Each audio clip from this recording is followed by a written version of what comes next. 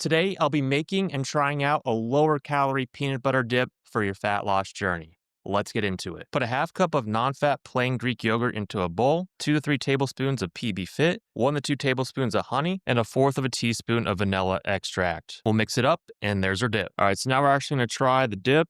Let's see how it smells first.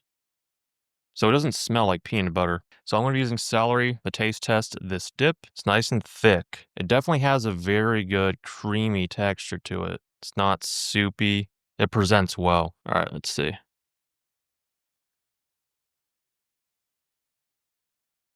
It's a very interesting taste. Yeah, it's definitely interesting, but it tastes good. It's like, don't go into it thinking that you're gonna have peanut butter. It's more of like think more of like an icing. Yeah, I mean, if you're someone that really likes to dip their apples, pretzels, celery into peanut butter, I think it's a good sweet alternative to that. So overall taste test, I'm just gonna give it a 6 out of 10, but I would definitely recommend trying it out. You really benefit if you're looking to lower your daily calories, because when you're in that calorie deficit, you gotta eat fewer calories. And if you can't control how much peanut butter you're putting in your body, switching over to this is going to be the better alternative. Thank you guys for watching today's video. If you like this video, hit that like button and we'll see you on the next one. If you like this video, check out my video where I make these high protein pancakes using just 3 ingredients.